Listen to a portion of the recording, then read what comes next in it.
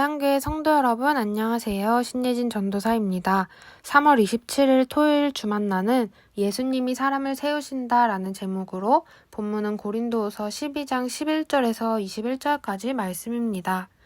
오늘 본문은 계속해서 바울의 사도직에 대한 변호와 고린도 교회 세 번째 방문 계획에 대해 말하고 있습니다.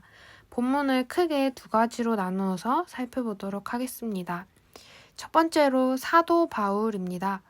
고린도 교회 내에 바울을 비방하는 거짓 사도들로 인해 교인들은 마음이 흔들리게 되었습니다. 그래서 바울은 전한 복음 그리고 복음 위에 세워진 고린도 교회를 위하여 자신의 사도직을 변호해야 했습니다. 사도 바울, 그는 어떤 사람이었나요? 첫 번째는 어리석은 자였습니다.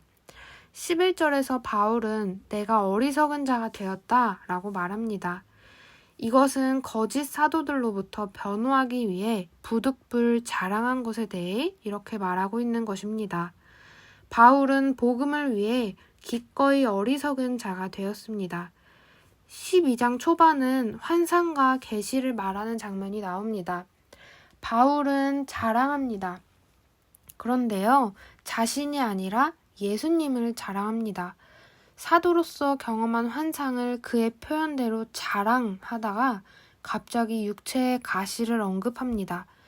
자신은 약한 사람임을 드러냄으로써 그리스도의 능력이 강함을 강조하여 자랑하는 것입니다. 바울은 예수님을 자랑하는 진짜 사도입니다. 두 번째는 사도의 표가 있습니다. 거짓 교사들이 바울을 비방할 때 언급했던 것은 사도직에 대한 추천서입니다. 그런데 바울은 진짜 사도의 증거를 이렇게 보여줍니다.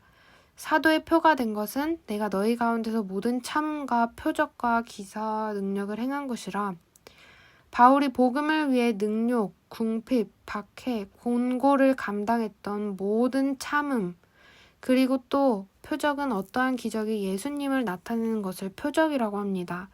바울의 기적들의 중심에는 예수 그리스도가 있었습니다. 기사는 기적을 말하고 능력은 이 기적이 일어날 수 있는 힘입니다. 종이로 된 추천서가 아닌 삶으로 드러나는 사도의 표가 그가 진짜 사도였음을 뒷받침해 줍니다. 세 번째는 자비랑 선교사입니다. 13절에 내 자신이 너희에게 폐를 끼치지 아니한 일밖에 다른 교회보다 부족하게 한 것이 무엇이 있느냐. 너희는 나의 이 공평하지 못한 것을 용서하라 라고 말합니다. 바울이 고린도 교회에게 재정적 지원을 받지 않은 것을 반어법으로 말하고 있습니다. 폐를 끼치지 않는다는 것이 바로 그것입니다. 그런데 어떤 이들은 16절에 하여간 어떤 이의 말이 내가 너희에게 짐을 지우지는 아니하였을지라도 교활한 자가 되어 너희를 속임수로 취하였다 하니 라고 하며 또 다른 누명을 씌우려고 합니다. 그러나 바울은 떳떳했고 디도와 형제들을 보낸 것에도 떳떳함을 드러냅니다. 그런데 바울은 왜 지원을 받지 않았을까요? 바로 14절입니다. 내가 구하는 것은 너희의 재물이 아니오 오직 너희니라. 어린아이가 부모를 위하여 재물을 저축하는 것이 아니오 부모가 어린아이를 위하여 하느니라. 바울은 영적 부모로서 고린도 교회를 바라보기 때문입니다. 바울과 고린도 교회의 이러한 관계는 저희에게 교훈을 줍니다.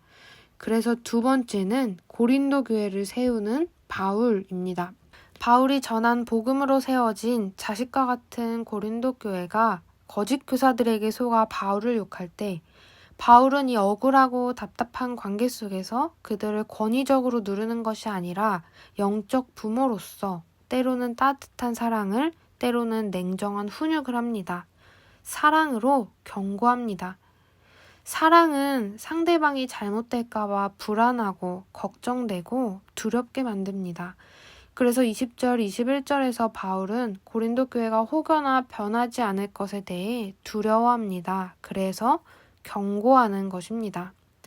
바른 길로 가도록 무너졌던 것들이 다시 세워지도록 권면하는 것입니다. 사랑하는 자들아, 이 모든 것은 너희의 덕을 세우기 위함이니라. 복음은 무너진 것을 다시 세웁니다. 복음이 무너졌던 하나님과의 관계를 화목하게 했고 그 복음은 오늘 저희에게 사람을 세워가는 방법에 대해 보여줍니다. 오늘도 영적 아비의 마음을 구하고 그 마음으로 내 곁의 영혼들을 세워가는 저희가 되기를 소망합니다. 감사합니다.